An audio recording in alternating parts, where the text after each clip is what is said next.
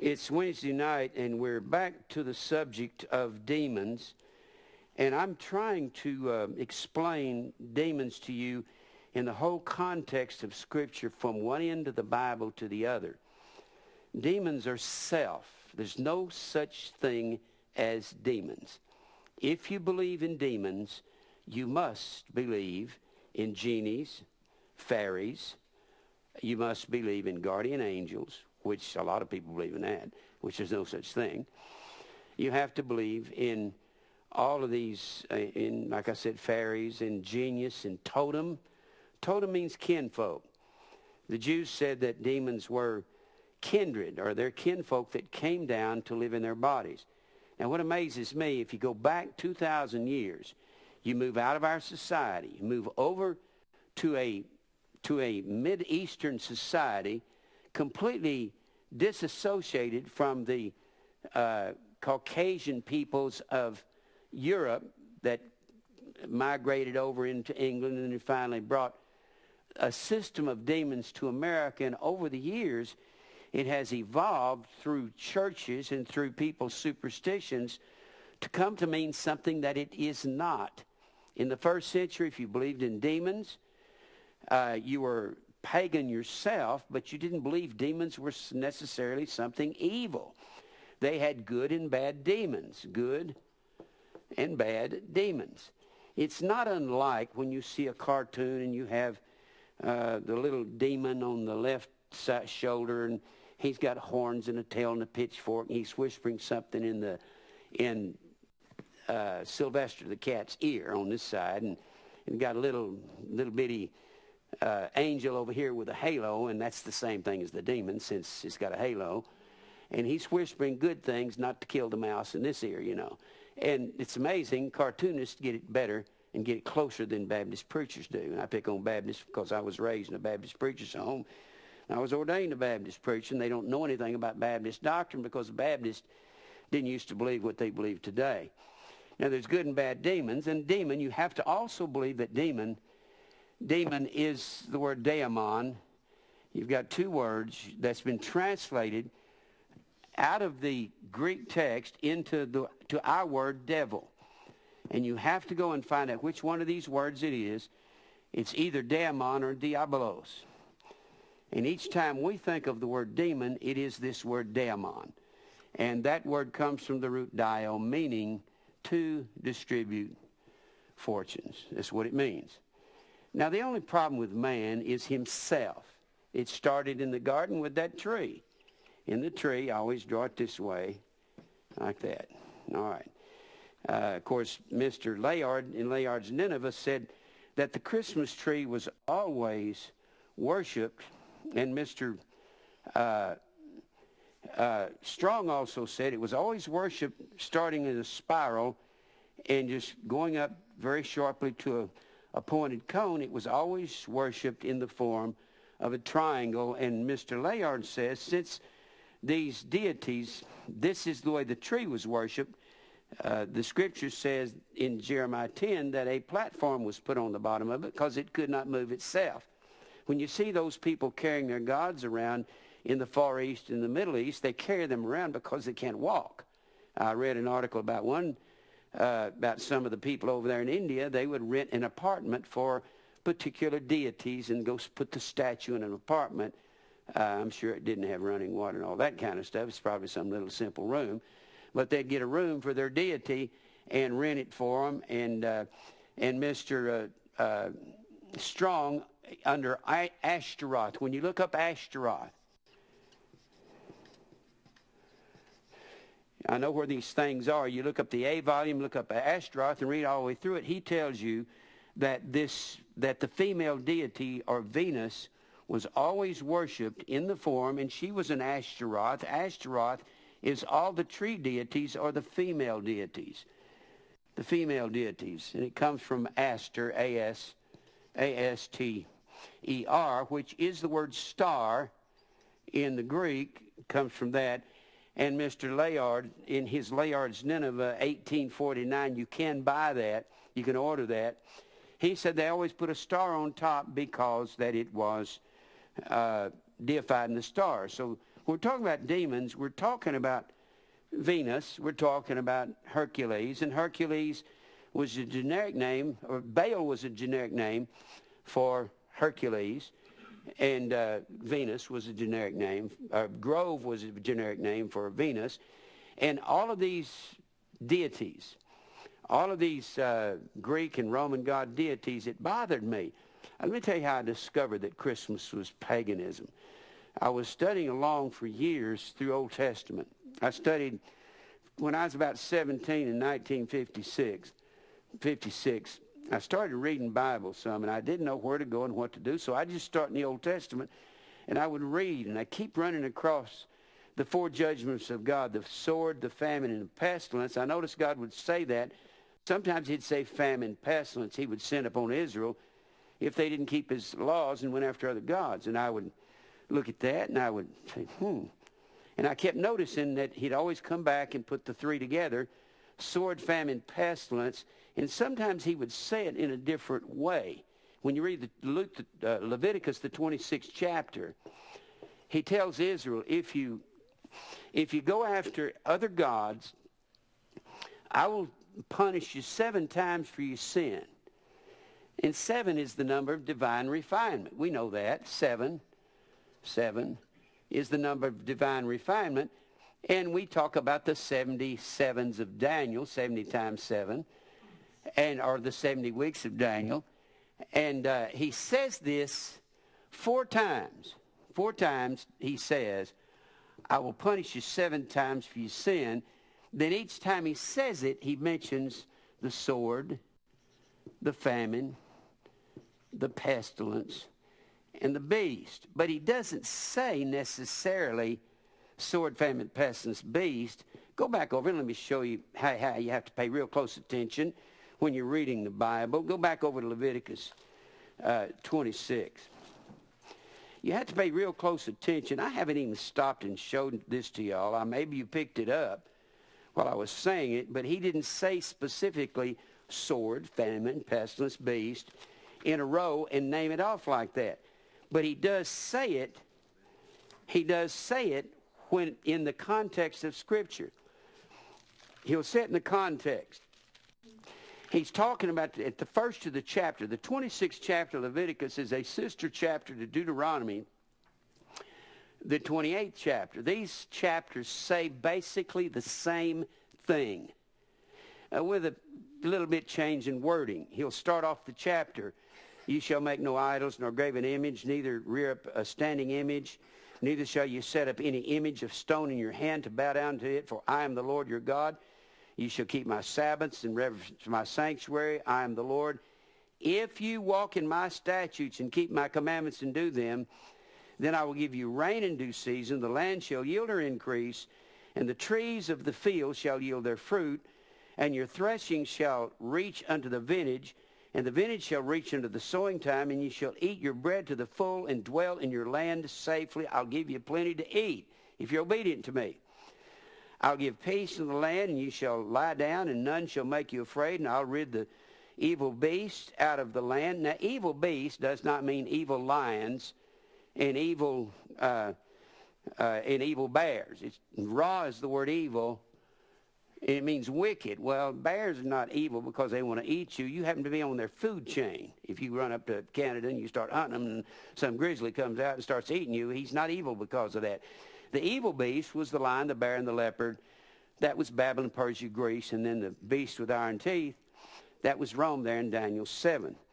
And then he says, neither shall the sword go through the land, and ye shall chase your enemies, and they shall fall before you by the sword, and 5 of you shall chase 100, and 100 of you shall put 10,000 to flight, and your enemies shall fall by the sword. Let me just show you. Go to Deuteronomy 28, and I just want to show you these. Don't pull away from Leviticus 26, but go to Deuteronomy 28. Watch him say the same thing.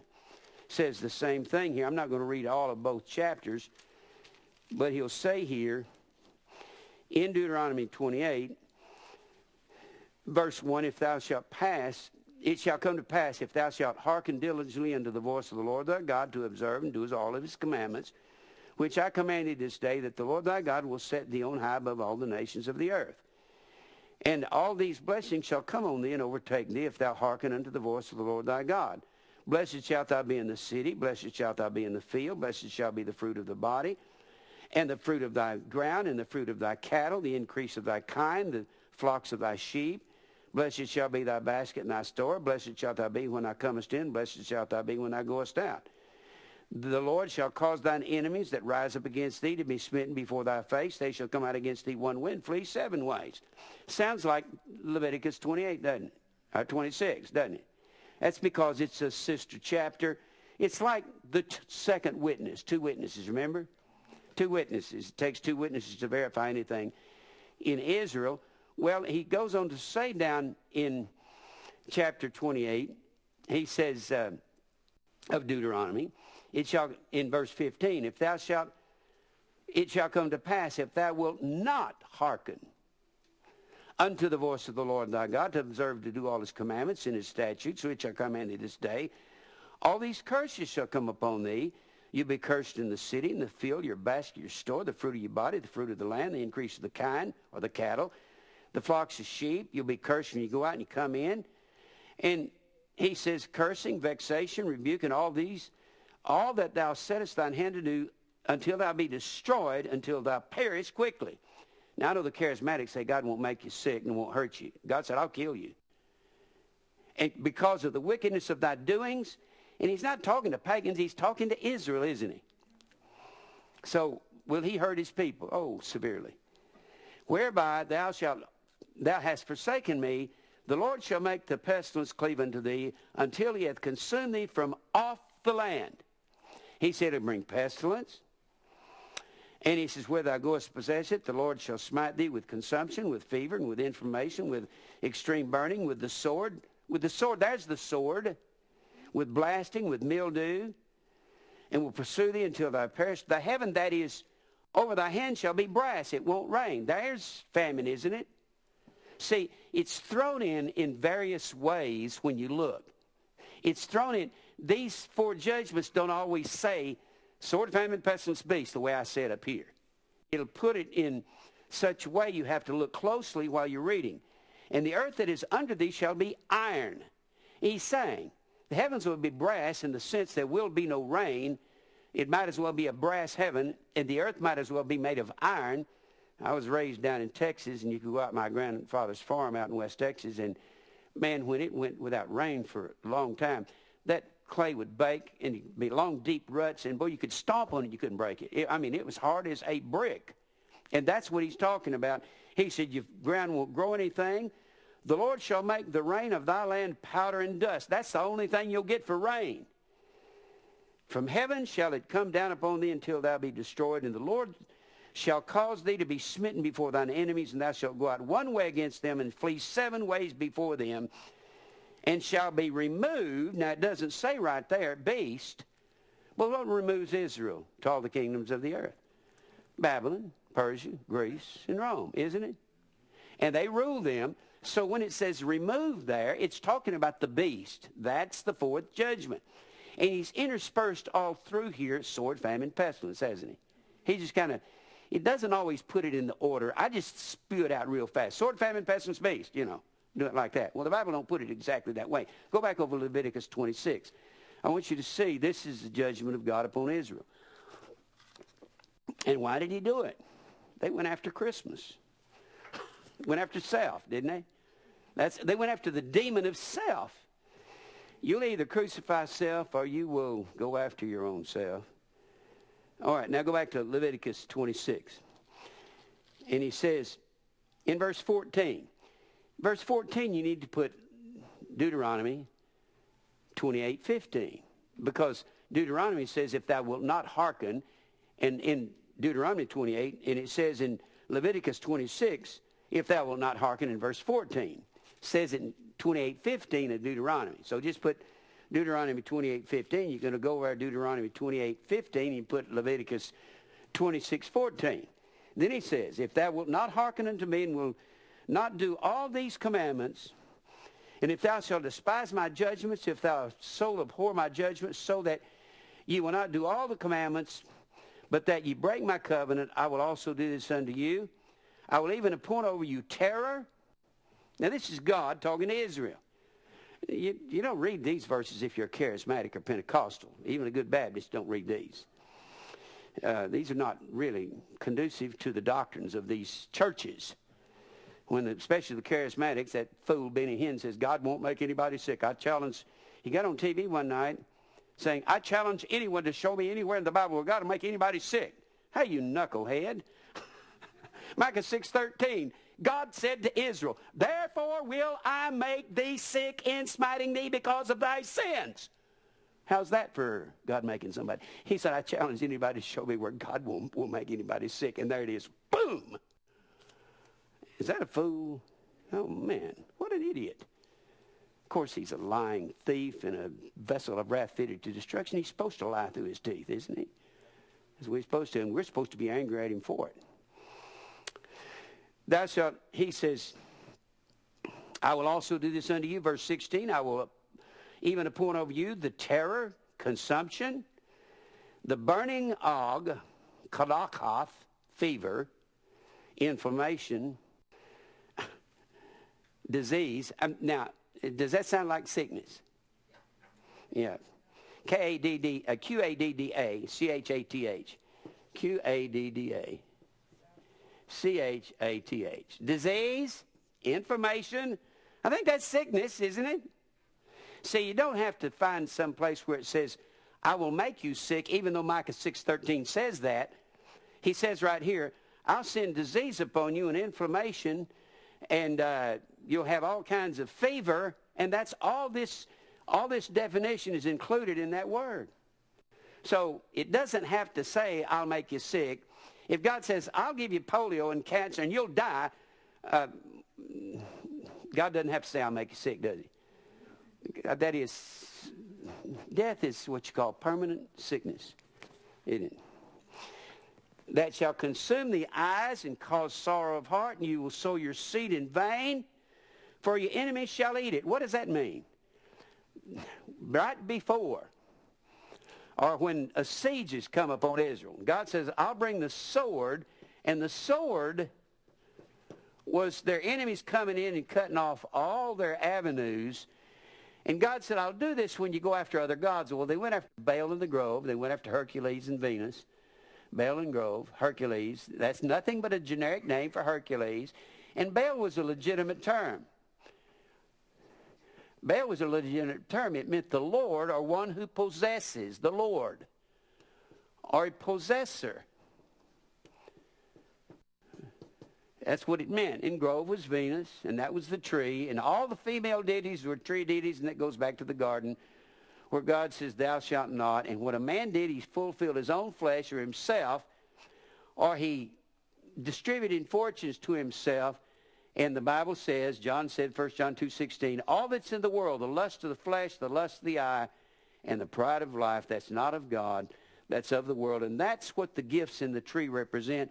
The gifts under the tree, since the pagans said the tree was the giver of all divine gifts to men, then lust of the flesh, John said, this is everything in the world. He said, and Eve looked at a tree and saw a tree that was good for food. It would fulfill the lust of her flesh. It was pleasant to the eye. It would fulfill the lust of the eye, and she could be wise and be proud of herself, the pride of life. So that's demons. That started in the garden, and that has to do with what God is predestined to take us away from. He's predestined us to conform to the likeness of Jesus and do the will of the Father, hasn't he? Do will of the Father. That's what Jesus said God came to do, was to cause me to do his will.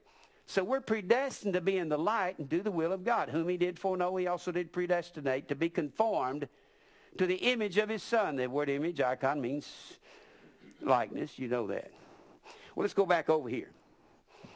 God says, this is what I'll do to you. You'll sow your seed, and your enemies will reap it. I'll cause them to come in by the sword. The sword was not, I've said it before, but let me really be specific and make it clear. The sword was not the beast necessarily. The beast was the sword, but the sword wasn't always the beast. When God says, I'll bring the sword against you in a siege, he would use the word siege. Now, siege is when some country or some city is put under attack, and a siege means to block off all inroads to the city, all avenues, whether it's a river or whatever. And this is the big problem in war, cutting off all avenues to some place in order. You've heard of guys being surrounded in Vietnam or in World War II in Korea. We're surrounded, and like the one guy said at the Battle of the Bulge, he said, we're surrounded. We got the enemy just where we want them.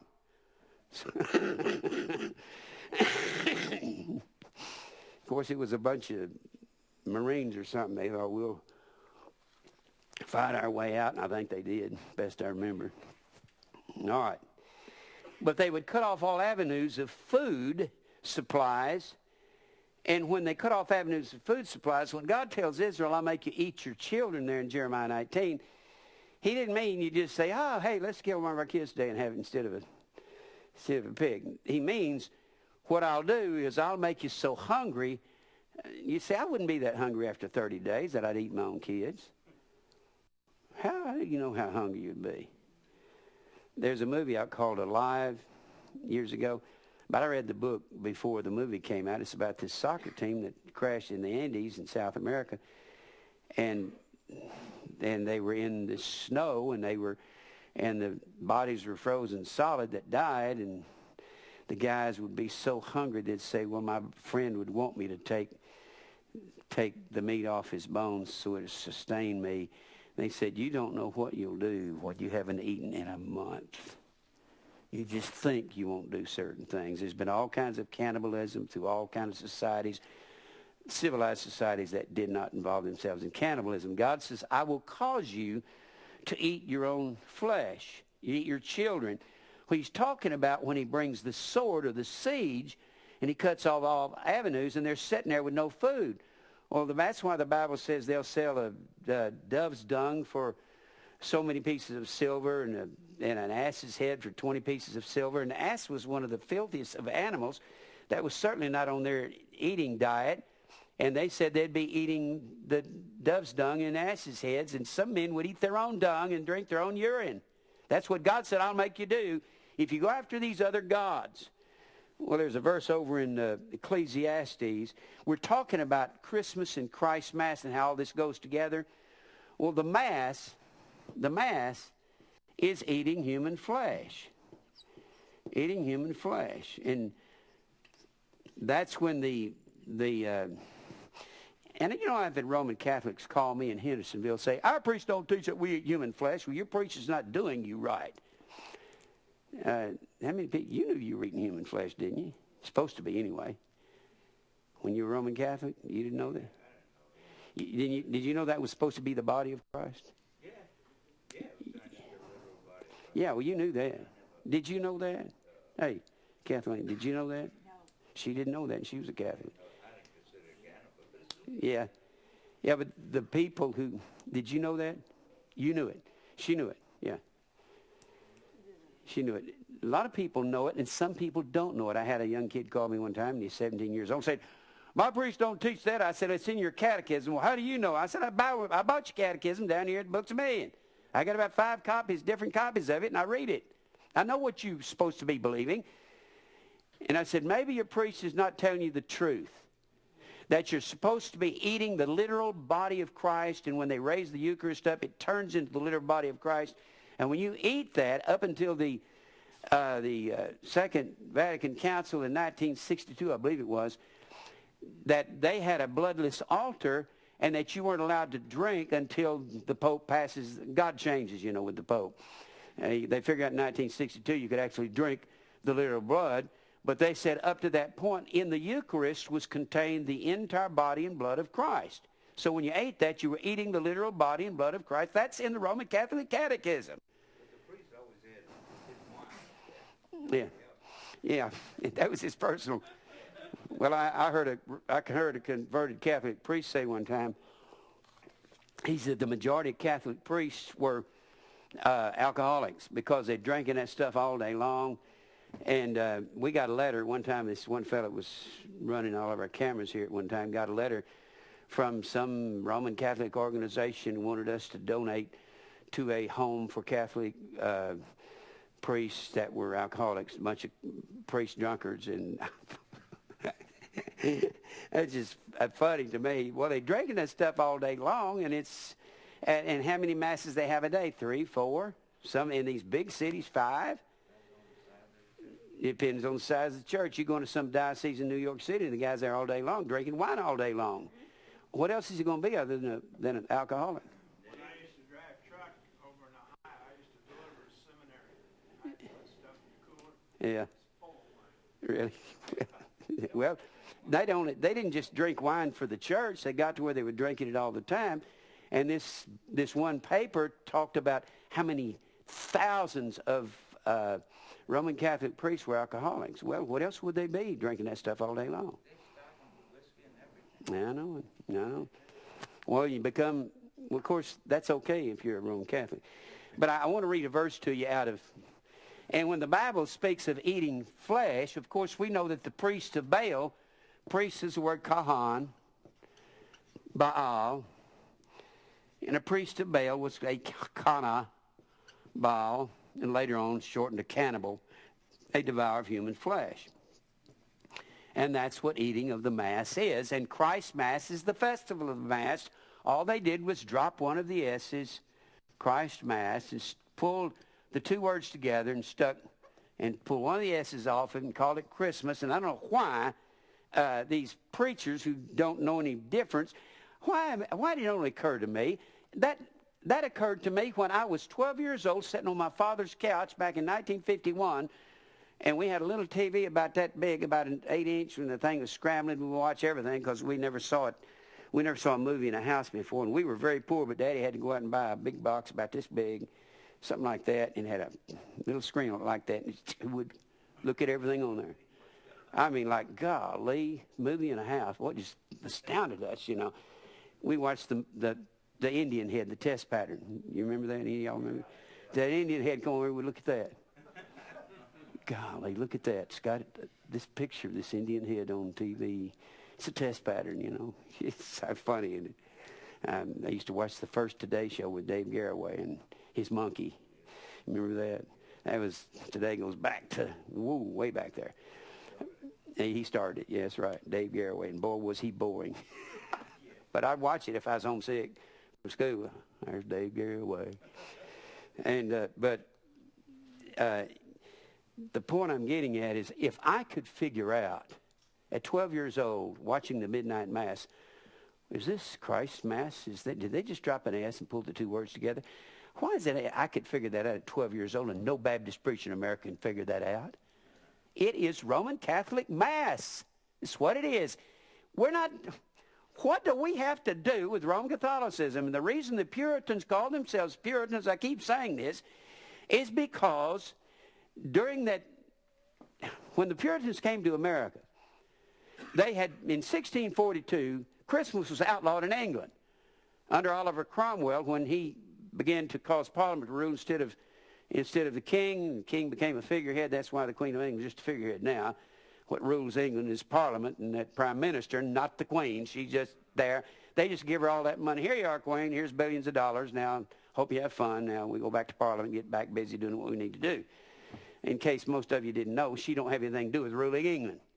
They just honor her, that's all. That's a figurehead when Cromwell overthrew the king position and put Parliament in charge. But anyway, that's who rules England. But they outlawed Christmas because they had been killing, Roman Catholics had been killing the English people and the people of the British Commonwealth for centuries, and they'd been killing people in England and in Europe, killing the Huguenots and the Waldenses. These were early names for Bible-believing people, and they were killing them. So they said, when we move to this new land called America, we will outlaw any pagan Roman Catholic beliefs. And when they came here, they outlawed Christmas or Christ's Mass. Nobody did it. That's why you don't see George Washington, pictures of him around a Christmas tree. They didn't do it then. Isn't that funny? What's so really funny, it didn't become an American holiday until 1856, and I was watching some old movie that somebody made one night, and it was a Western. And Christmas came, And we're talking about in the mid-1800s when nobody was doing it. And in this Western, somebody decided to have a Western where it was Christmas time and they were stringing all these lights around. And I'm always sitting back criticizing movies. That's stupid. That's wrong. This is not right. That wasn't Wyatt Earp's older brother. This was his younger brother. And I'm sitting there evaluating movies, and I'm going, what are y'all doing having Christmas in the Old West? They didn't do that. That's what's funny to me, to see something done like that. It looked real dumb when they had wreaths everywhere, and they were lighting candles everywhere back in that day and time. I thought it was funny. But anyway, let me read a verse to you. And this is what the Scripture says in Ecclesiastes 4 and verse 5. Now, this is what Christmas actually is. It's a man consuming himself. He thinks he's consuming his God, but he's consuming himself, because isn't that what the tree's about over here? It's about man going after all that's in the world, the lust of the flesh, the lust of the eyes, and the pride of life. And that's a demon, and that's Christmas. Christmas and demons go together. You can't really separate them. And the way you come to the likeness of Christ, we're predestined to conform to the likeness of Christ. The likeness of Christ is not going after the tree. It's when God said, thou shalt not eat of that tree in the midst of the garden, but you can eat of these other trees. You go after the other trees, the tree of life, and you don't go after the tree in the middle of the garden. So predestination is exactly opposite of Christmas. You can put Christmas on one end and predestination on the other end of the universe, and they are in opposition to one another. Can you see that? Because self is what Christmas is about. And I keep saying it's not merely the festival of the Mass at the end of the year. That's only the festival of the God that men served all year long, the tree God or the self-God that he invented, so he wouldn't have to follow the laws of Jehovah God. Christmas and predestination are antithetical, you could call that, or an antithesis. They're an antithesis. Let me write that down. I've given you this word before. I won't give you a big word unless I explain it to you. Antithesis. This word anti means opposite. And thesis comes from tithemi, Tithemi. It means to lie. Predestination, Christmas, that's kind of the way we start out. Christmas is self, and that lies exactly opposite of predestinate. Because we're predestined to conform to the image or the likeness of Jesus, and that's crucifying self. And Christmas is the tree. It's fulfilling self. All that's in the world, the lust of the flesh, the lust of the eyes, and the pride of life. These lie opposite. This is sin. Christmas is the worship of sin. Predestination is the worship of God. They are in total opposition to one another. You can't really preach one without the other. In order to understand what this is about, do y'all see this thing, how it just blends together and comes together? It just astounds me. And look here. The fool foldeth his hands together and eateth his own flesh. Aren't we called consumers? Huh? And don't we consume? You can take a refrigerator and put it in your kitchen and leave it there for 20 years and not do nothing with it, and it will fall apart. You can move into a new house and just let it set, brand new. Don't ever move into it, and just watch it deteriorate for 25 or 30 years. Just buy one next door and never... You say, well, it ought to stay new if we don't go in and out. No, it will deteriorate. And everything that we have, we consume, don't we? You buy a new car, don't put hardly any miles on it, and watch it. It will deteriorate. And we are consuming it. And we're consuming our own flesh. If we live, and especially when we live for self, when we live for self, we live for the outer man in the Christ Mass system. When we live for God, we live for the inner man, Christ in you. And Paul speaks of these two men in Romans 7. And when you live for this outer man, you're living for self, and you're fighting, and you're contentious, and you're striving, and and you're envious, and you're busybody, and you're talking about one another, and you're stressing out, and you're worrying, and you're going through all of this, and you're causing yourself to have an ulcer, and you're causing yourself to have a heart attack, and you're going, oh God, when can I get out from under this strain? And what you're doing is you're consuming yourself. I consumed myself for years. That's why I've got bad health. I have to reap what I've sown. Now, God ain't punishing me for my sin in the past. I punished myself. I mean, you cannot be real stressed out for 25 years and all of a sudden get saved like these Baptists say. And, okay, it's all behind me, and I don't have an ulcer anymore. I had one yesterday, but I don't have it today. Yes, you do. It's kind of like some girl saying, well, I got saved. I was pregnant out of marriage yesterday, but I'm not pregnant today. Yes, you are. You can't get away from your sin and the consequences of it. Whatsoever man soweth, that shall also reap. You can say, well, I sowed wild oats for years, and I'm sowing wheat now. Well, guess what you're going to get when harvest time comes? Wheat and wild oats. That's what you're going to get, aren't you? Huh? You're going to get both. Let's go back to Leviticus. Look here, Leviticus. But all this goes together. Can you see that Christmas and predestination are exact opposites? Christmas is not just that holiday. It's the mass of eating our own flesh. We have been deceived that Christmas is something good, and they've stuck Jesus' name on it, but it's not good. It's the demon worship, the worship of self. And Jesus rebuked the man in Mark 1. He rebuked A-U-T-O. The word auto is our word A-U-T-O. Automobile is self-mobile. Auto is self. Jesus rebuked him. Masculine gender, singular self. He's rebuking the man that goes after the tree. It all goes back to the garden, doesn't it? And that's what they called Venus.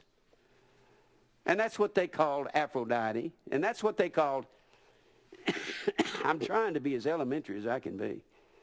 And that's what they called the grove, and that's what they called, that was the female deity that spiraled to a point at the top and was triangular shaped. It was sex worship. It was the worship of the pubic triangle, like one of the writers said. It was sex worship. That's why when God said, Adam, where art thou? He wanted to know, where are you spiritually? He didn't mean, I'm God and I have no idea where you are. That's not what he's saying. He wanted Adam's confession about what he was. And the only reason you can't take a young, and they were young, they were brand new. They were a day old, innocent. You have to stop and think the way they were. They knew nothing about sexual activities. They knew nothing about a menstrual cycle, knew nothing about the sperm of the man, knew nothing. And they saw each other, and they were naked, and they took each other, and they conceived and bare Cain outside of wedlock. That's why Cain is not named in the lineage of God in the 5th chapter of Genesis. And I don't have time to go into that. Let's go back over here well, let me read the rest of this. Fool folds his hands and eats his own flesh. Better is a handful with quietness than both hands full with travail and vexation of spirit. It's better to have a little bit and have peace and quiet than to have your hands full, more than you can handle, and just vexed and stressed out all the time. That's what he's saying. You know what? The reason I can say that is because I stayed stressed out all my life till I was in my early 40s. I mean, I was stressed to the hilt. I was trying to be somebody and be successful and do the things I wanted to do. And this goes back to not taking any thought for your life. This goes back to death to self and daily cross. And the more we stress out and the more we worry about our lives, the worse we get. Go back over here to Leviticus. Simply showing you how God says he'll judge Israel. And I will set my face against you in verse 17.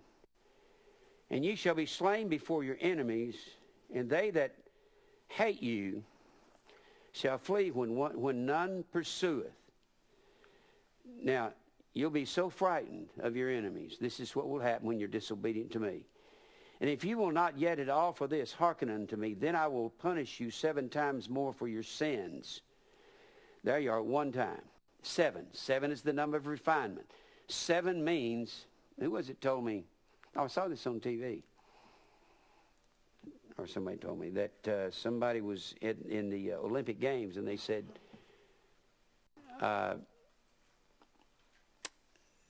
oh, you won this medal and you're from Greece. Yeah. I said, how you feel? I said, I'm on cloud 7. They said, don't you mean cloud 9? They said, no, in Greece, 7 is the number of perfection. Oh, great. We knew that, didn't we? And I will break the pride of your power, and I will make your heaven as iron and your earth as brass. Isn't that what he said over there in Deuteronomy? Deuteronomy 28. Remember that?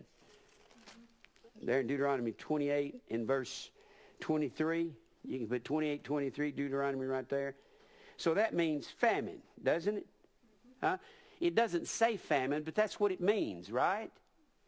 You read on down, and your strength shall be spent in vain, for your land shall not yield her increase, neither shall the trees of the land yield their fruit. That's famine, isn't it?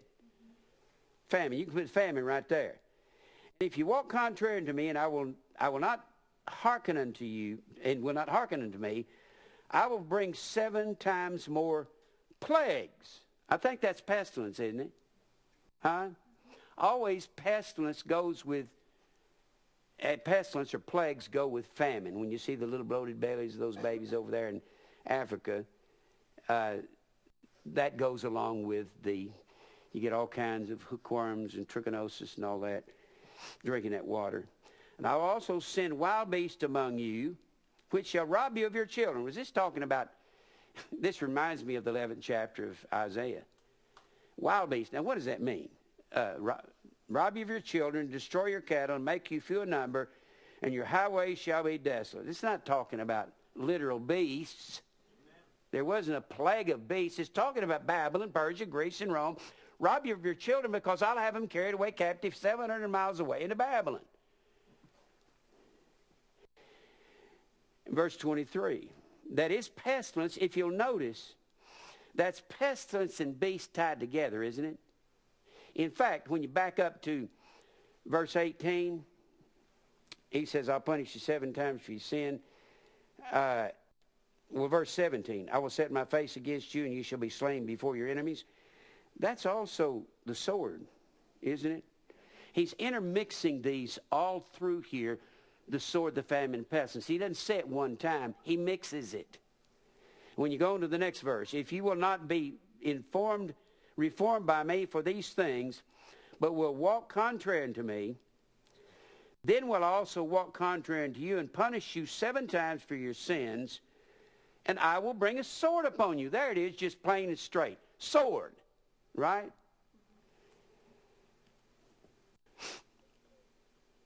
And that shall avenge the quarrel of my covenant. What is he talking about? Me and you are in a fight. I told you if you'd obey me. What's amazing to me, God is painting this out, and this is the book of Deuteronomy. This is before they get into the land, or this is the book of Leviticus. He's given them the law here, and he says, here's what I'm going to do to you. Why do you think he's painting it out so clear? Because he's got it arranged for them to fall, doesn't he? And when you're gathered together with your cities, I will send the pestilence among you. There, he's throwing pestilence at you again, isn't he? He gave you plagues up in verse 21, but he throws it in there more than once. He usually puts most of it in here at least twice. Well, that's like 2 witnesses, isn't it? And ye shall be delivered into the hand of the enemy. Now, you'll be delivered in the hand of the enemy in 2 ways. By the sword when they put a siege on you, and by the beast when they carry you away. And when I have broken the staff of your bread, the staff, that's the same thing as leaning on a staff. They said the staff of Israel, what actually kept them alive was their bread. And bread was any food that they put in their mouth. And they called it the staff of bread. 10 women shall bake your bread in one oven, and they shall deliver your bread again by weight, and ye shall eat and not be satisfied. You know what that makes me think of? Immediately I think of Haggai, the 1st chapter. Look at, hold your place there and go to Haggai, the 1st chapter. And Haggai is a prophet in 520 BC. He's a prophet in 520, and we're still talking about the same thing. Christmas and all this, and they're going after these other gods. Haggai, first chapter. I think of prophets all through the Scriptures. I think of prophets as I read one, I'll think of something else. I think of this. And I think of Hank Williams when I read this.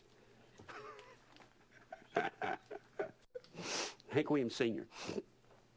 I think of my bucket's got a hole in it when I read this. That's an old Hank Williams song. Huh? All right. I think of this. Haggai is in, he's in 520. He's in 520 BC. And he's telling Israel to get back busy building the temple because they had quit in 536. And they've been sitting around doing nothing for 16 years. In 538, that's when the original decree was given by Cyrus of Persia to rebuild the temple. Well, Haggai's job was get people off of their bottoms and tell them, all right, Israel, get back busy building. You're sitting around doing nothing. And when I read this, you'll not be satisfied in Leviticus 26:26. He says, they shall deliver you your bread by weight, and it'll take 10 women to cook your bread, and they'll deliver you enough by weight, and you won't even have enough to eat because there won't be nothing left. I think of this. And remember, famine was the first judgment of God. Look at verse 5. Now, therefore, thus saith the Lord of hosts, consider your ways. Ye have sown much, and bring in little. You eat, but you have not enough. You drink, but you're not filled with drink. You clothe you, and there's none warm. He that earneth wages to put it into a bag with holes. My bucket's got a hole in it. That's what Israel could sing. And all of my food's drying up and running out. I could go on through this, but I don't need to. You can read through some more of that yourself. And he says, I call for a drought in the land, verse 11, and upon the mountains, and upon the corn, upon the new wine, upon the oil, and upon that which the ground bringeth forth, and upon men, upon cattle, and upon all the labor of the hands. You know, we can flip to any part of the Scriptures, any of these old prophets, and find out what this is about. And this is what Christmas is about. It's about God bringing judgment on Israel for having gone after Baal in the Grove, which is the system that Constantine brought into the church and renamed Christ's Mass. It's the old Feast of Saturn. He was trying to compromise to save the Roman Empire, and he didn't save the Roman Empire. The Visigoths were attacking the Romans, so were the Huns and Vandals, and finally the Visigoths sacked Rome in the 5th century. Back over here to Leviticus 26. I just want you to notice, when you're reading the Bible, pay real close. Don't just try to run through it real quick and say, where does it say sword, famine, pestilence, beast? It will say it that way sometimes, and sometimes it puts it up to you to exegete the Scriptures. Look here, verse 27. If you will not at all for this hearken unto me, but walk contrary unto me, then I will walk contrary unto you also in fury, and I will chastise you 7 times for your sin. That's the 4th time he says it. It says the first time in 18, second time in verse 21, the 3rd time in verse 24, and he's mentioning sword, famine, pestilence, and beast all through here under different wording. Have you noticed that? You have to learn to pull the Scriptures out and rightly divide the Scriptures. And ye shall eat the flesh of your sons, and the flesh of your daughters shall ye eat. And all of a sudden, boom, I'm going to Jeremiah 19. Go Jeremiah 19. Now, he doesn't say there. When you can set a precedent anywhere in the Scripture, it applies everywhere else concerning a particular situation. When you go to Jeremiah 19, and God is condemning Israel for offering their children in the fire to Baal in the grove in Tophet. This is the reason God destroyed Israel, scattered them for 2,600 years, and while they're being called back as a nation, May 14, 1948, the Six-Day War of 67, and while we're having all of that problem over there in the Middle East. Y'all been watching the news lately on Obama? They said he's been counseling with Bush and all of his people, and he's going to have to continue some of George Bush's policies. That's because behind the scenes they're actually telling him now he's being briefed as to what's going on in the Middle East, and none of the senators know. I like what one of the commentators, he was a PhD in studying human behavior. He said, all these presidential candidates run on the principles that they want to run on, but they have to rule on reality. He said that you can say anything you want to say when you're trying to get the presidency, but when it gets down to it, Bush is saying, okay, come in, son, let me tell you what you got to learn here. Sit down with me and the FBI heads and the CIA and the Homeland Security. You're fixing to go in. Welcome to the world of reality. Boom! And they said he's going to have to hold on to Bush's policies over there. This thing is so complicated over there, people don't know what it's about. Even the senators don't know. I know more than most of the senators. I read books on it, and they don't read. They read on I think they read their own press clippings or something. That's what they enjoy most. All right, when he's reading there and he's saying, you'll eat your own flesh. Well, here's the way he puts it. After he condemns Israel for offering to Baal, in verse 5, they have built unto the high places of Baal to burn their sons in the fire with burnt offerings unto Baal. For I commanded not, nor spake it, neither came into my mind. Therefore, behold, the days come, saith the Lord, that this place shall no more be called Tophet, southeast of Jerusalem, nor the valley of Hinnom, valley of the son of Hinnom, but the valley of slaughter.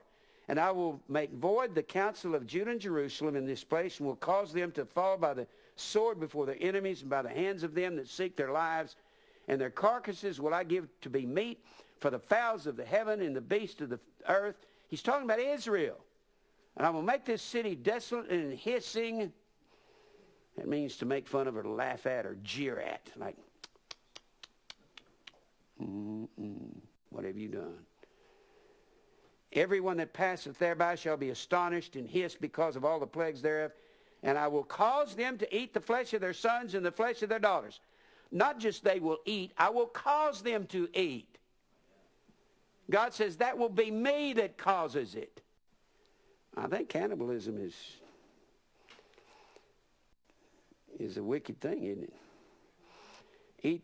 And they shall eat every one the flesh of his friend in the siege.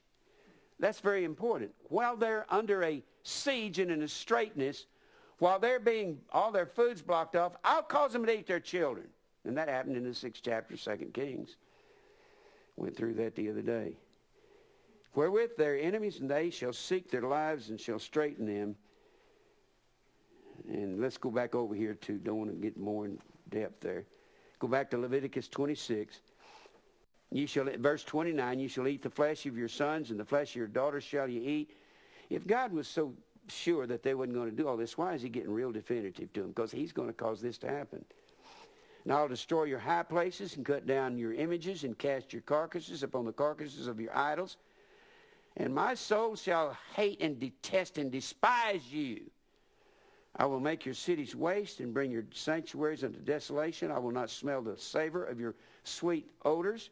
When did all this take place? When did this actually happen? Now this right here is in Leviticus, and this is the Levitical law being given to Moses while he's on the mountain. And they're not even possessing the land yet, are they? That had been given to Abraham. And they're coming out of the captivity of Egypt. They're coming out of Egypt as of Exodus, the 2nd chapter, where Moses is delivered down the river to Pharaoh's daughter. And I will bring the land into desolation. Your enemies which shall dwell there will be astonished at it. And look at verse 33. I will scatter you among the heathen. Now, it doesn't have to say beast there, but that is the beast, isn't it? You can take your concordance and look up scatter or scattereth, and every time it says that, it's talking about the beast carrying Israel away into captivity. 586, southern Judah, 722 BC, northern Israel. And will draw out a sword after you, and your land shall be desolate, and your cities waste. Now, the sword is always there with the siege, and the sword is always there with the scattering, but the scattering is not always the sword. Sometimes when the sword is used, it's simply talking about the siege. Other times it's talking about the scattering of Israel. by the beast empire. Then look at verse 34, which says, I will scatter you among the heathen, and will draw out a sword after you, and your land shall be desolate, your cities waste. Then shall the land enjoy her Sabbaths. Why is he saying this to them before they've even gotten into the land? Because he's going to fix their minds not to do their sabbatical years every 7 years, 1, 2, 3, 4, 5, 6, 7. And that is the 70 weeks of Daniel. They had 70 sets of those sabbatical years, 70 times 7. So God says, I'll scatter you all over the face of the earth. I'll take a time period from the going forth of the commandment to restore and build Jerusalem to Messiah the Prince. That'll be from Nehemiah the 2nd chapter until Luke the 19th chapter where Jesus comes in Jerusalem. That'll be 69 weeks, or 7 weeks, 62 weeks, or 483 years. And there'll be 1 week to go at the end of time. That's the 70th week, or the last 7 years of time. There'll be a 2,000-year period between that. And all that time, there'll be the Gentile Israel, or God's elect church, Jews of the heart. Then shall the land enjoy her Sabbaths. He's warning them ahead of time what he is going to do, not what he might do. As long as he lieth desolate, and doesn't Jeremiah the 29th chapter, Jeremiah the 25th chapter, 36th chapter, second, huh? This is prophecy. Well, yeah. This is before they even get into the land. They're not even there yet. This is amazing, isn't it? Yeah, they're not even there. And you can put, hasten until the land enjoyed her Sabbath. Well, they're not even in the land. They're just going back to repossess what God had given to Abraham 675 years before. He gave this land to Abraham. Approximately 675 years. A few years more or less. But that's approximate. So, they're going back, and they haven't even got there yet. They're coming out of Egypt, going back. Don't confuse the bondage with the captivity. The bondage, they're coming out of Egypt. The captivity, they're coming out of Babylon. That's years later. So they're coming back out of Egypt. They're going up here to repossess the land that had been given to Abraham about 675 years before. But look, let me show you. He says, then shall the land have enjoyed their Sabbaths. And a lot of times when I read this, I don't even comment to y'all. And what hits my mind, bing, bing, bing, like this, just like this. This is why if you fill your mind, look at Jeremiah 25. Now, Jeremiah, in 25, Jeremiah prophesied for 40 years. In 586 BC, 6 BC, that's when southern Judah was carried away or scattered. Go to Jeremiah 25. And this takes us right back to the 70 weeks of Daniel, doesn't it? Just reading the 26th chapter of Leviticus, Jeremiah 25. I wish I could encapsulate all this in a little bitty short message, but I don't know how. I just don't know how to give. I just know that all the things that come to my mind, boom, boom, boom, as I'm reading it. And this is what Christmas is about. It's all about the Old Testament story of Israel going after idol gods. And it was the tree of the knowledge of good and evil. All right, look here in 25, Jeremiah 25, verse 12. It shall come to pass when 70 years are accomplished that I will punish the king of Babylon. Of course, Jeremiah's telling them they're going to go over into Babylon for 70 years because they got 70 sets of these sabbatical years they never kept. And the sabbatical years so that the land could restore the nutrients. You don't burn the ground up, pull all the nutrients out of the ground. We do that. We call it crop rotation. And that nation, saith the Lord, for their iniquity in the land of the Chaldeans will make it perpetual desolations. He said 70 years they're going to be over there. And then look over here in the 29th chapter. These two verses come to my mind immediately. He's telling Israel, go over to Babylon, settle down. I'm having you carried away because all the time, in Jeremiah's time, they had been going after idol gods for 500 years. In the time of Leviticus, they hadn't even gotten in and possessed the land yet. And he's telling them, in Leviticus, this is what he's going to do right here. You see what I'm saying? In Leviticus, he says, What Jeremiah, where there's, the man will rise up one named Jeremiah, and I'm going to do what he says I'm going to do. But I'm telling you beforehand, and all of a sudden, Isaiah 46 comes to my mind. I'm just going, boom. I want to show you what God says when he says this. Look here. He says in verse 10, for thus saith the Lord, that after 70 years be accomplished at Babylon, I will visit you and perform my good word toward you in causing you to return to this place. 70 years. Right? Well, that's what he says. That's so they can enjoy their Sabbaths. And turn over here to 2 Chronicles. This is the end of Israel as a nation. We're all familiar with this. If you're coming here for a long time, you know this. 2 Chronicles 36, Nebuchadnezzar's coming in to carry southern Judah away into captivity. Northern Israel's already been carried into captivity. There, you can read about her captivity in the 17th to 18th chapters of 2 Kings and other places. But look here, in Nebuchadnezzar comes in, destroys the temple, destroys Jerusalem because of Israel going after idolatry, which is the same thing as Christ's Mass. And verse 20, and then them that had escaped from the sword carried he away to Babylon, where they were servants to him and his sons until the reign of the kingdom of Persia, which is in 539, when Cyrus overthrows Babylonian king Belshazzar. And he says, here's what it was for. Here's what the carrying away of Israel was for. To fulfill the word of the Lord by the mouth of Jeremiah that we just read. 25 and 29. Until the land had enjoyed her Sabbaths. Well, that's prophesied in Leviticus before they even carried away, isn't it? Yeah. For as long as she lay desolate, she kept Sabbath to fulfill 70 years. Boy, these things go click, click, click. Watch this. Watch. Now notice. In Leviticus 26, 6, this is somewhere in the neighborhood of 1450 BC. Well, actually, yeah, 1450 BC. That's Leviticus 26. And he says, I will carry you away, right? I'll scatter you. You'll eat your children. And then we went over here to Jeremiah, and Jeremiah is right somewhere around 586 BC. That's a long way from 1450, isn't it? That's 1,000 years, nearly 900 years away from that, right? That's a long time after that. When Jeremiah 25 and 29, he says, you're going to be over there 70 years until you've enjoyed your Sabbaths. In 2 Chronicles, that's in 586. While this is the same time period as Jeremiah. 2 Chronicles 36, he says, until Israel has enjoyed her Sabbaths.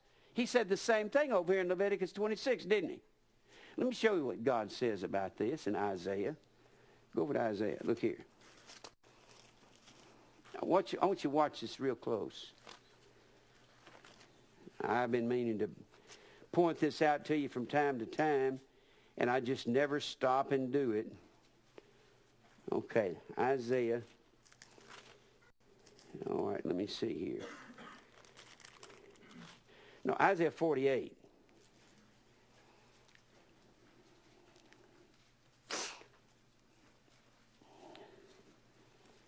All right, now watch what Isaiah says. Now, didn't he tell Israel beforehand in Leviticus 26, 900 years before he did this, that this is what he's going to do? He told them that's what he's going to do in Leviticus 26, didn't he? And they hadn't even done any wrong yet. They hadn't gone after idols yet. Well, they did when Moses went up on the mountain. Gosh, whoo-wee. They got involved in that golden calf worship, and Moses come down off the mountain and saw what they were doing. He'd been up there 40 days and told his older brother Aaron, who's the high priest, what have you done? The people have gone crazy going after idol gods. And he said, well, you kind of sound like Captain Kirk, you know. couldn't figure out what to do. You were coming back. They brought me some gold and I threw it in the fire and out jumped this calf. Yeah. And Moses said, I got some swampland in Louisiana I'd like to sell you to. But look here. Hear ye this, verse 1, 48, 1, Isaiah. O house of Jacob, which is called by my name of Israel, and are come forth out of the waters of Judah, which swear by the name of the Lord, and make mention of the God of Israel, but not in truth. Woo-wee. Boy, it sounds like these Baptist preachers, doesn't it? He said, they swear by the name of the Lord and make mention of the God of Israel, but not in truth nor in righteousness. They use his name. That makes me think of Micah, the 3rd chapter.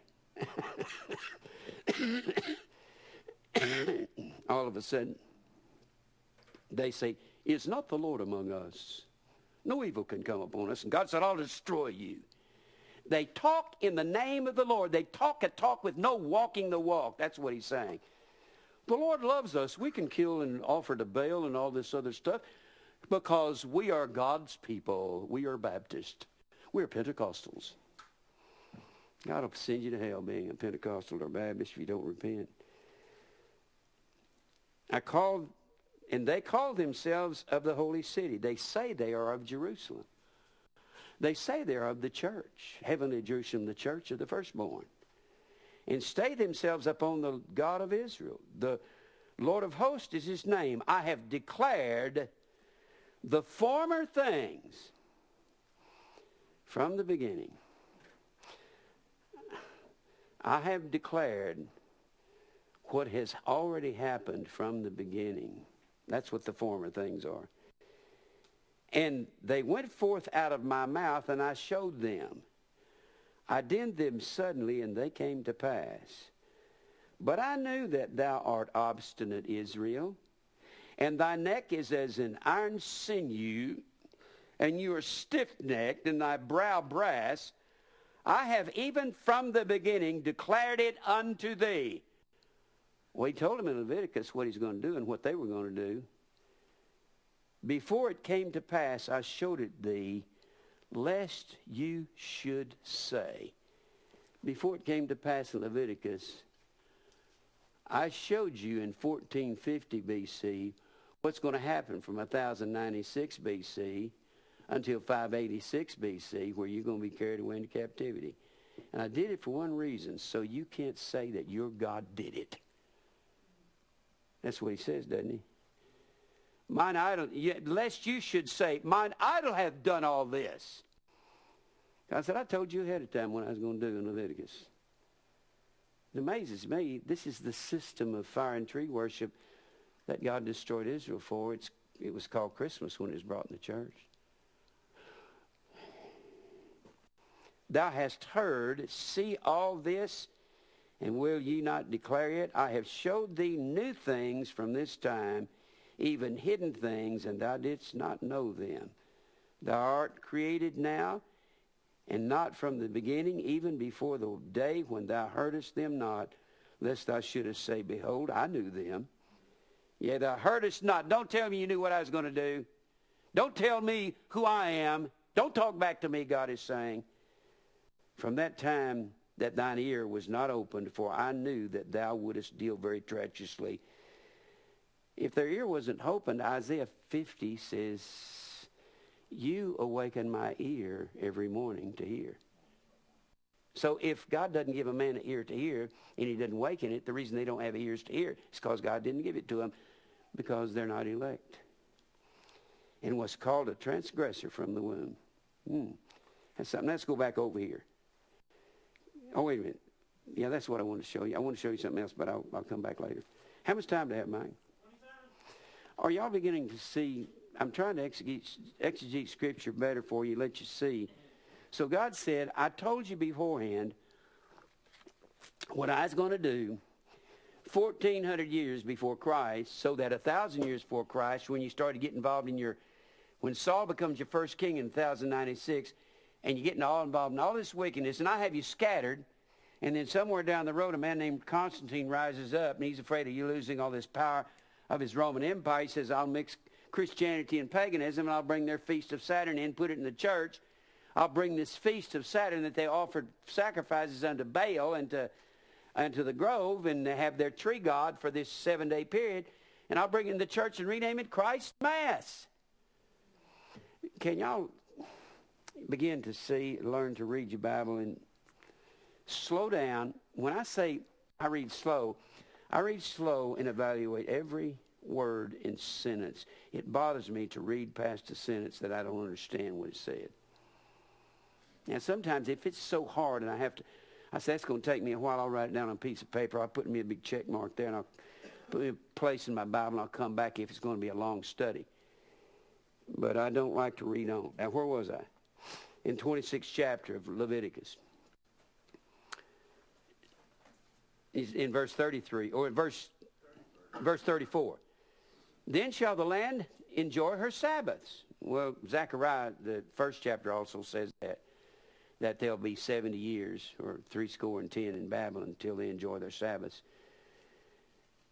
Till they enjoy their Sabbath, as long as it lieth desolate for those 70 years, ye be in your enemy's land. That's it. Now that's the beast that carries them away, isn't it?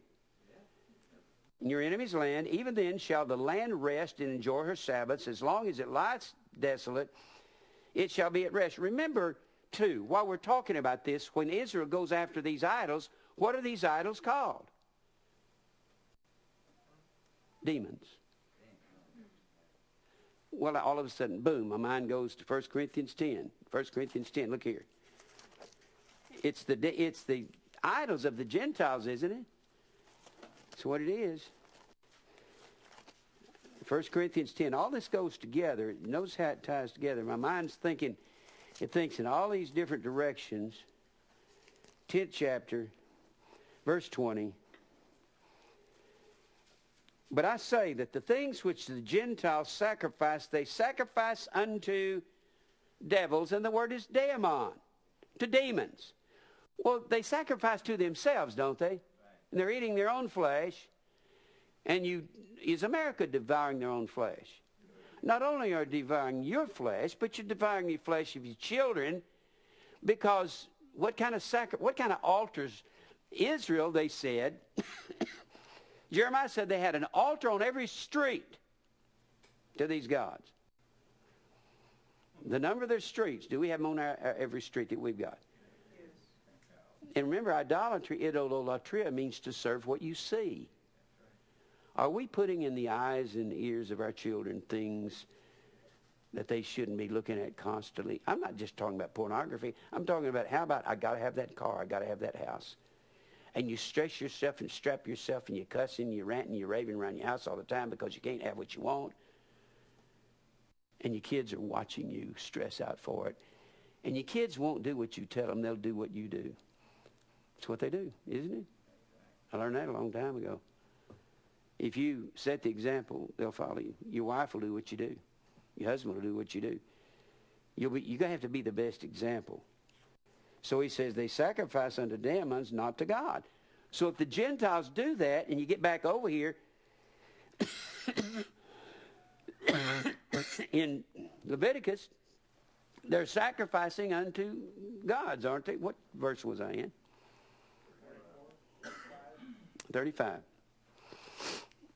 Because as long as it lieth desolate, it shall rest, because it did not rest in your Sabbaths when you dwelt upon it. Why is he saying that before they get to the land?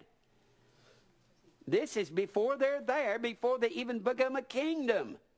Y'all understand that part? They're simply going back to repossess the land that was given to Abraham. And then Joseph was sold into Egypt over there. They're there for 400 years, and they're coming out of Egypt in this Levitical law. Genesis, Exodus, Leviticus, Numbers, Deuteronomy was given to Moses, and he wrote all that down. The first 5 books of the Bible was written by Moses. And upon them that are left alive of you, I will send a faintness in their hearts in the lands of their enemies, and the sound of a shaken leaf shall chase them, and they shall flee as fleeing from a sword, and they shall fall when none pursueth. And they shall fall one upon another as if it were before a sword when none pursueth.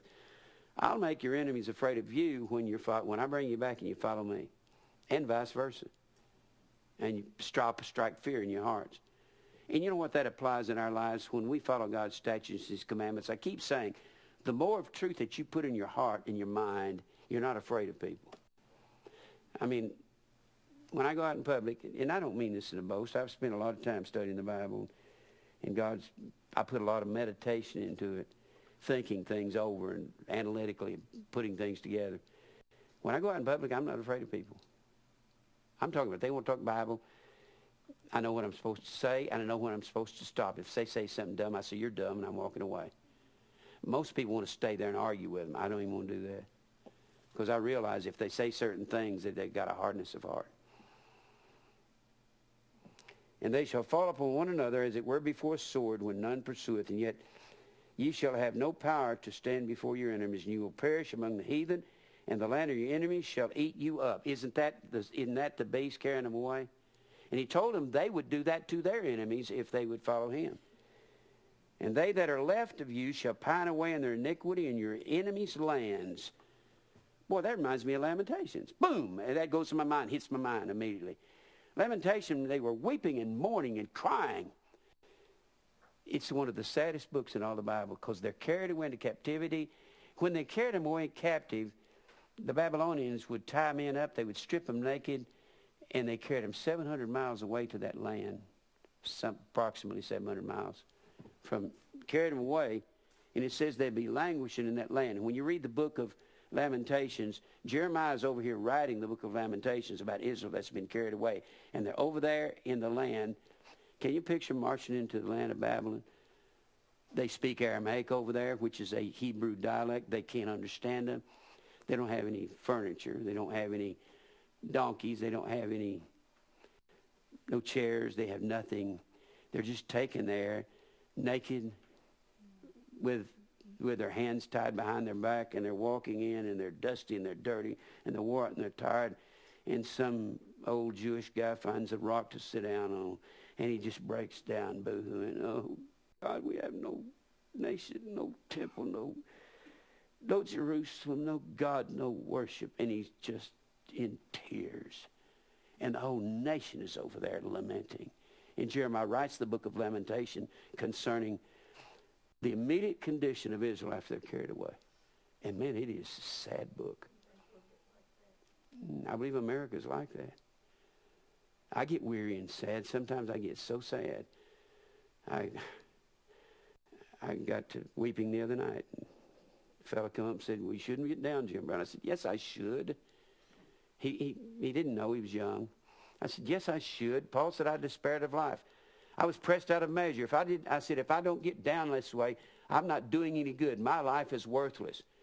If I've got all this going on in my head and it don't affect me, it does affect me.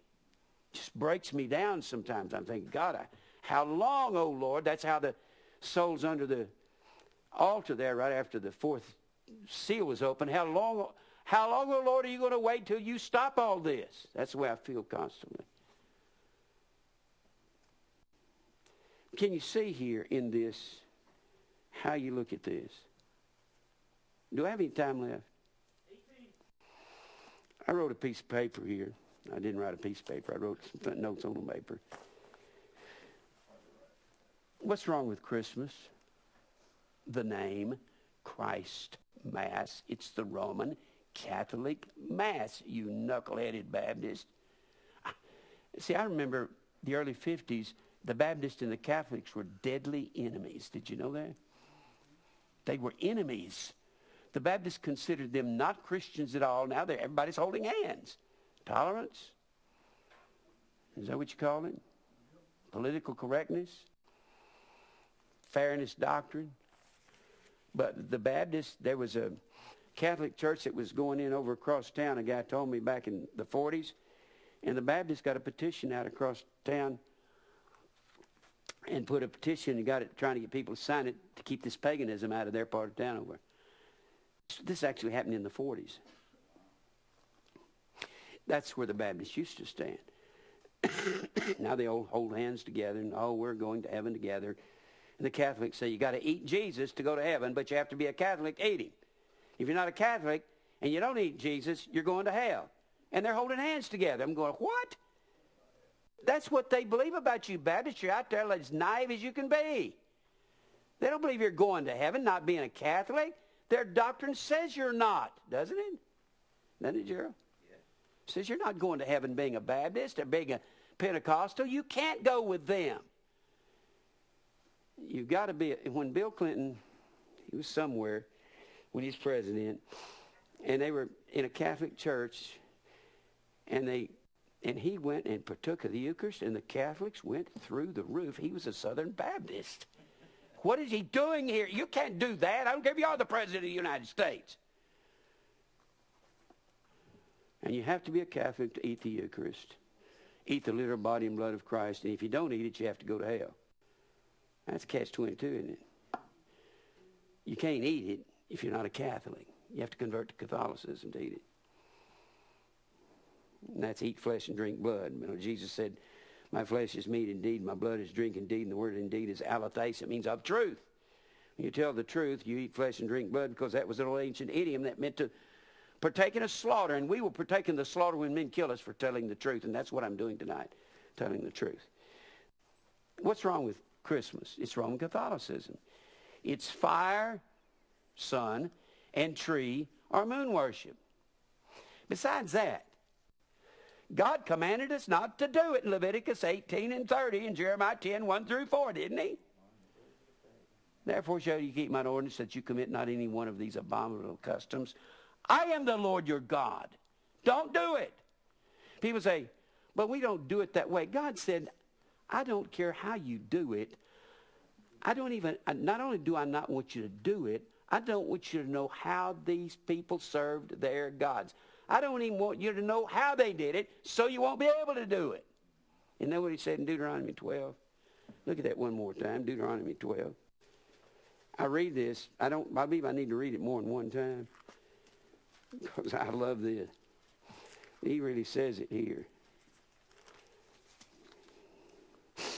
Verse 29, when the Lord thy God shall cut off the nations from before thee. Now, when is this? Deuteronomy, duonomos, second law, second witness.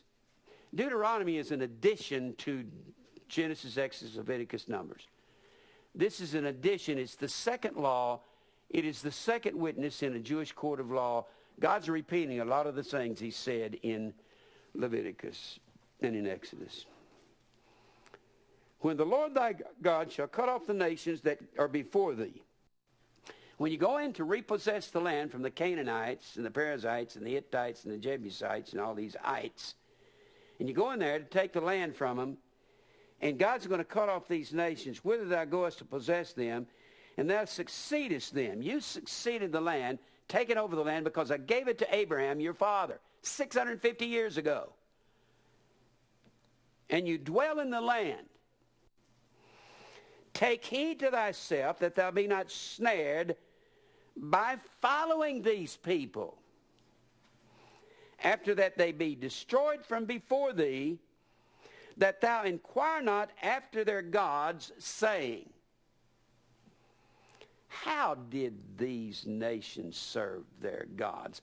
I don't want you even inquiring of them how they did it. I don't want you knowing what the customs of the heathen were about, much less doing it. You mean if God doesn't want you to know what they're about, he wants you to do it as long as you stick Jesus' name on it? That's crazy, isn't it? That don't make any sense.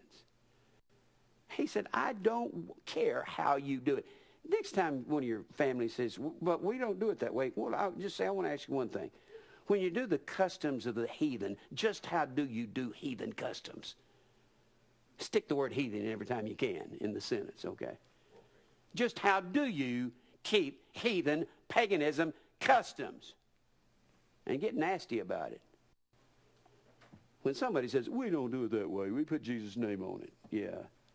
He says, I don't want you to even know how they serve their gods. Even so will I do likewise. Thou shalt not do so unto the Lord thy God. You're doing this unto God when you find out how they did it. Yeah. For every abomination to the Lord which he hateth have they done unto their gods. For even their sons and their daughters they have burnt in the fire to their gods. What things soever I command you, observe to do, that thou shalt not add thereto nor diminish from it. Now notice what they said there.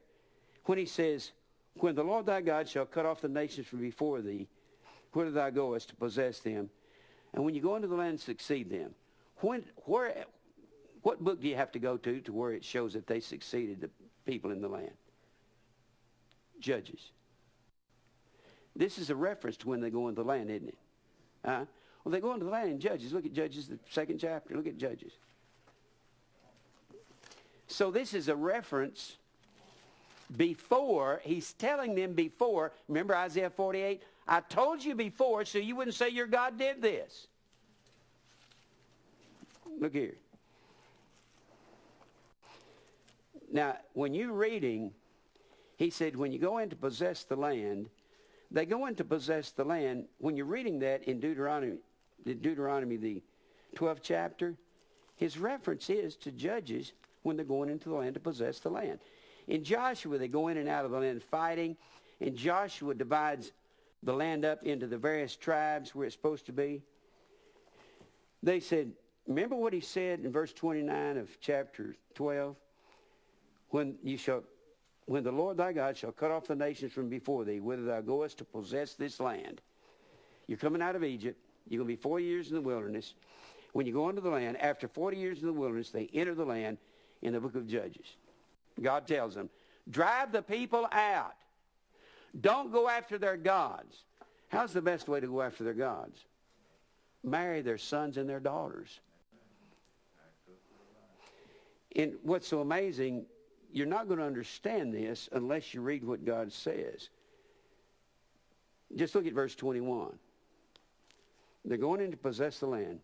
And the children of Benjamin did not drive out the Jebusites. How's that? Did not. 21 of Deuteronomy? Of Judges, the 1st chapter. First chapter. Judges, the 1st chapter. Look at verse 21. And remember what he said in verse 28, 29. He says, when you go in to cut off the nations from before thee, whither thou goest to possess them, and you succeed them that dwell in the land, take heed that you're not snared. Don't even find out how they serve their gods. How are you going to keep from finding out when you keep them in the land and you marry them? And verse 21, chapter 1. The children of Benjamin did not drive out the Jebusites. Chapter 27, neither did Manasseh drive out the inhabitants of Bethshean. Verse 29, neither did Ephraim drive out the Canaanites that dwell in Gezer, but the Canaanites dwell in Gezer among them. Neither did Zebulun. These are all the sons of Jacob, aren't they? These are the armies of Zebulun, the armies of Ephraim, the armies of Manasseh, the armies of Benjamin. Neither did Zebulun drive out the inhabitants of Chron, nor the inhabitants of Nahalol. But the Canaanites dwelt among them and became tributaries. Neither did Asher, verse 31, drive out the inhabitants of Akko, neither the inhabitants of Zidon, neither of Alab, neither of Akzib, nor of Hilbah, nor of Aphik, nor of Rehob. Do y'all realize this is an indictment against Israel just to read these verses? You don't realize how important these verses are, do you? If you just pick up the Bible and read them, you don't know nothing about what we teach here. That is an indictment. Verse 33, neither did Naphtali drive out the inhabitants of Beth-Shemesh, or the house of Shemesh. Beth means house. Shemesh is the word son. They did not drive out the inhabitants of the house of the sun, nor the inhabitants of Beth-Anath, and dwelt among the Canaanites, the inhabitants of the land. Nevertheless, the inhabitants of Beth-Shemesh and of Beth-Anath became tributaries unto them. That wouldn't even seem like important verses if you didn't know what this was about, would it? But boy, it is important when it says they didn't drive them out, because it goes with the 2nd chapter. When you get down to verse 2, we'll read verse 1. And an angel of the Lord came from Gilgal to Bochim and said, I made you to go out of Egypt, and you have brought you into the land which I swear to your fathers. And I said, I will never break my covenant with you, and you will make no leagues with the inhabitants of this land. Ye shall throw down their altars, but ye have not obeyed my voice. Why have you done this? I told you in Leviticus this was going to happen. I told you in Deuteronomy 12 it's going to happen. Didn't I tell you that? So you couldn't say your gods did it. Wherefore also said I will not drive them out from before you, but they shall be as thorns in your sides, and their gods shall be a snare unto you. I told you not to do this. And people want to get mad at me for preaching against this, because this is the system that was brought in the church and renamed Christmas. And he goes on down to say, verse 8, Joshua the son of Nun died, and being 110 years old. Joshua, their leader, dies. As soon as he dies, they get crazy. And they buried him in the border of his inheritance in Timnath-heres, in the mount of Ephraim, the north side of the hill Gaash. And also all that generation were gathered unto the fathers. And look, in the next phrase is real important. This is one of those things you got to exegete, pull out, and look at it real close. And there arose another generation after them which knew not the Lord. Another generation of Israelites. After Joshua's dead, and yet the works which he had done for Israel, and the children of Israel did evil in the sight of the Lord, and served Baal, or Balaam, plural. In verse 13, they forsook the Lord and served Baal and Ashtaroth. And here they go again. Boo! And this is the system that was brought in the church and renamed Christmas, whether people like it or not. Here's some other reasons you shouldn't celebrate Christmas. It is not the birthday of Jesus, December the 25th. It's the birthday of Mithra, the sun god of Rome. That's a good reason, isn't it? It's the birthday of the unconquerable sun, December the 25th. At the winter solstice on December the 21st, when they said the sun was burning out because it was the longest nights of the year. Here's another reason. It is the Baal and Grove worship. God destroyed Israel for going after these gods there for 2,600 years of captivity. I just put little parentheses, 70 weeks. Here's another reason you shouldn't celebrate Christmas. Leviticus 16:15. That which is highly esteemed among men stinks to God. It's an abomination to God. The world likes it. Prostitutes liked it. Gangsters liked it. There was an old movie on last night called Mobsters. It was a true to fact mobster movies. I used to study all those mafia guys at Cosa Nostra, and they showed Joe the Boss and Mazzaria getting killed and all this stuff. Huh? I said Luke 16. Did I say Leviticus? Excuse me. Y'all know I meant Luke. Leviticus 16:15. The world likes it. Well, it showed this guy getting a Christmas present. He was a mobster giving a gift to his girlfriend, and it's all wrapped up in pretty colors. And he liked Christmas. And then he went out and killed some people. You know. It appeals to the flesh. That's another reason. It denies the Word of God. It contradicts God's Word. It is therefore Antichrist. 1 John 2:22. He that denieth Christ is Antichrist. The word deny or neomai means to contradict. Christmas contradicts the Word of God. It's Antichrist. Antichrist, anti or anti doesn't just merely mean in opposition to. It also can be instead of. Instead of. This is the other Jesus that's put in there instead of the real Jesus. Here's a reason that we shouldn't do Christmas. More liquor is sold this time of the year than any other time of the year. More drunk drivers are killing people. More sexual escapades are going on this time of the year. All at Christmas parties in the name of Jesus. Here's another reason we shouldn't celebrate it. This Jesus is admired by all the world, and Jesus said he was hated by the world. And that Jesus at Christmas time, they called him, in pagan Rome, they called him the eternal boy. He was eternally a boy, never resurrected from a grave. All the world will get together and gather around a manger and sing, "Oh, come, let us adore him." The word adore means to worship. What they mean is, "Oh, come, let us admire him." They don't mean adore, because if you worship God, you'll do what he says. That's what's wrong with it. I can't really preach this. It's all... Can y'all see the intricacies of this after you've been here a while? All I can do is open the Bible and give you some more, and open the Bible and give you some more the next time, open the Bible and give you some more. This thing is so complex. Like I said, we're predestined to conform to the likeness of Jesus and do the will of the Father and not fulfill the flesh, and Christmas is fulfillment of the flesh. And like I keep saying, it's not just this holiday at the end of the year. It's the God of self that man serves all year long. This is just his holiday. And I've never seen anybody at Christmas time opening gifts saying, thank you, Lord, for this present, and I just, since I don't need this, I'm going to try to find some poor person and give this new shotgun to them that I got from my... Gerald would have a hard time doing that, wouldn't he? He likes guns. He likes to hunt. I'd just like to thank you, Lord, for this shotgun, and there's got to be a poor farmer out here who don't have enough to eat, and maybe I can give him a shotgun, a year's worth of shells, and he can go kill some wild turkey or something, and that way he'll have something to eat during the dead of winter. And thank you, Lord, for giving this. I don't ever hear anybody doing that, do you? Lord, thank you for this wonderful shawl. I'm going to find some poor lady, even though it's beautiful, and I've been looking at it in a store window for 3 months, and my husband's been looking at it. He said he'd get it for me, and thank you for this. I'm going to go find some poor lady down here on Charlotte Avenue that loves you with all her heart, and give it to her so she can wrap herself up and stay warm around her fireplace. And you ever seen anybody do that? It oppresses the poor is what it does. It made me so sad when Christmas would come and Mom would come. And what made me sad, I knew something was wrong with it, because I had been evaluated since I was 12, and she'd come at 14 or 15 and say, kids, that won't be any Christmas. Your daddy don't have any money. And I knew December was coming. It depressed me real bad. I'd be so...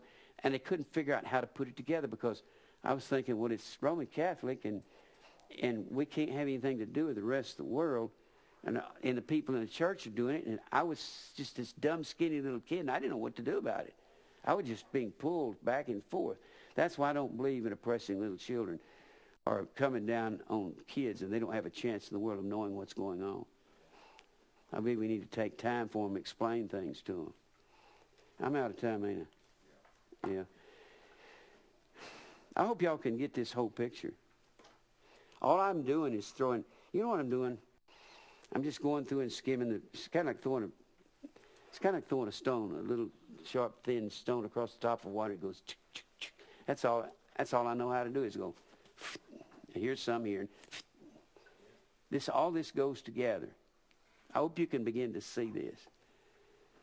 You can preach on any given subject in the Bible, and it all goes back to fulfill self or death to self. You will either eat your own flesh or you will crucify your flesh. One of the two. Let's pray. Father, thank you for truth. God, help us to continue this work. I'll do all I can, Lord, in trying to exegete scriptures and give it to the people. I don't know what to do sometimes, Lord. I get real frustrated, get tired, get weary. Help me to explain this word to your family, because we truly are family.